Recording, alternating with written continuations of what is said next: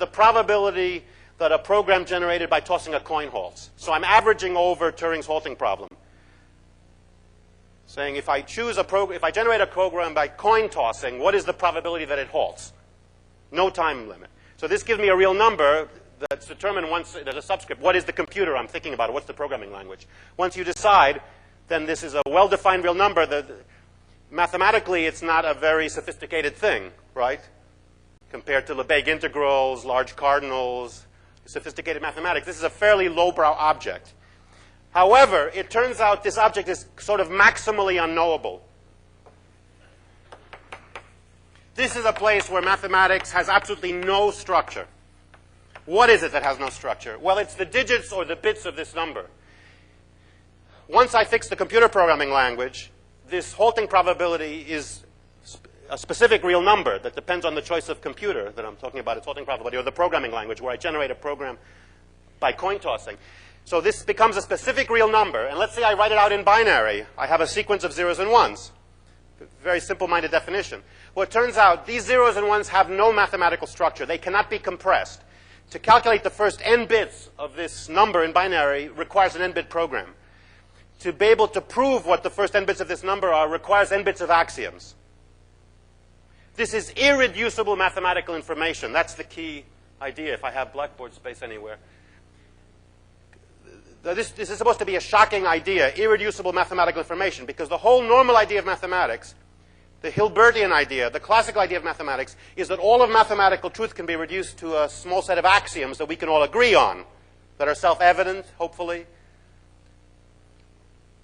And if you want to determine what the bits of this halting probability are, this is something which cannot be compressed or reduced to anything simpler than it is. This is a mathematical question with a rather simple definition once I specify the computer or the programming language. I've even written out a program in Lisp that calculates this number in a weak sense. You can calculate this number. If you could calculate it, then it wouldn't be unknowable. You can get it in the limit from below, but the limiting process converges infinitely slowly, essentially. You know, you just look at more and more programs for more and more time, and every time you see that one of them halts, that gives you a better and better lower bound on the halting probability. But this converges, you know, it's worse than inverse Ackermann. It's Busy-Bieber function. To get the first n bits right, you have to have Busy-Bieber function of n. It's generate a program by tossing a coin for each bit. You stop every time. Okay, this is the key question. The program has to be self-delimiting. The computer has to ask for each bit one by one. And every time the computer says, I want another bit of the program, you flip the coin. And the computer has to say by itself, I have enough bits, I have all the program. So the program has to be self-delimiting to define this probability correctly. So there's no blank to indicate where a program ends. A program has to indicate within itself how long it is with some trick, some coding trick. That's the technical issue to get this probability well defined. That's the one technical issue in this theory. And once you have that, this number is a real number between 0 and 1. It's the probability that a program, each of whose bits is generated by an independent toss of a fair coin, eventually halts. And I'm fixing the programming language, the details. A universal Turing machine. Pick a universal Turing machine. There's a subscript. It's the halting probability of a particular universal Turing machine. And I actually pick a particular one, which I do in Lisp, and to fix the ideas. But you could do it very generally for essentially any universal Turing machine. This would work. So this is sort of maximally unknowable. So here is a case. Maybe this is what Jack Schwartz was referring to. I don't know if I had done this part yet. Or maybe he was just talking about the first result, that you can't prove lower bounds on complexity, or even though most things have no structure, according to this definition of lack of structure, you can never be sure. So, but this is an even worse, this is more recent work of mine, Manuel.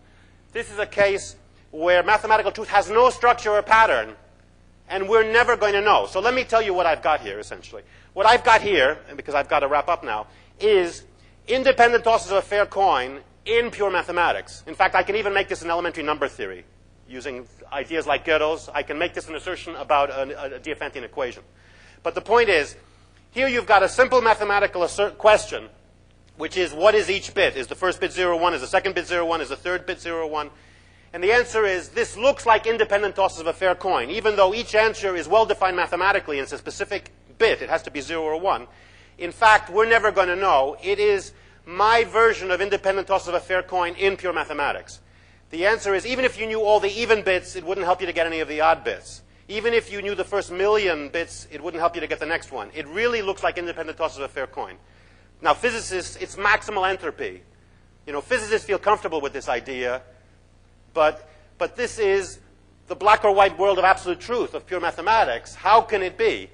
The right way to think about each of these bits is, even though it's well-defined, a specific 0 or 1, because this is a specific well-defined real number, once I fix the universal Turing machine, or the programming language that I'm dealing with, it turns out that the right way to think about each bit is not black or white. It's not that it's a 0 or 1. It's so delicately balanced that the right way to think about it is that it's gray. It's not black or white.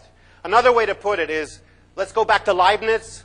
Well, normally, what's the idea of mathematics? The normal idea is that if something is true, it's true for a reason. Leibniz? If something is true, it's true for a reason. Now, in pure math, the reason that something is true is called a proof. The job of the mathematician is to find proofs, to find the reason something is true. The bits of this number, whether they're 0 or 1, are mathematical facts that are true for no reason. They're true by accident.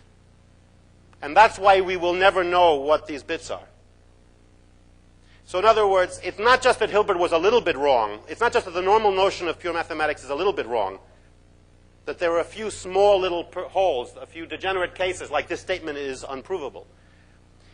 It's not that. It's much, much worse than that. There are extreme cases where mathematical truth has no structure at all. It's sort of maximally unknowable. It's completely accidental, where you have mathematical truths that are like coin tosses. They're true by accident. They're true for no reason, and that's why you can never prove whether individual bits are 0 and 1. Because there is no reason that individual bits are 0 or 1. That's why you can't find a proof.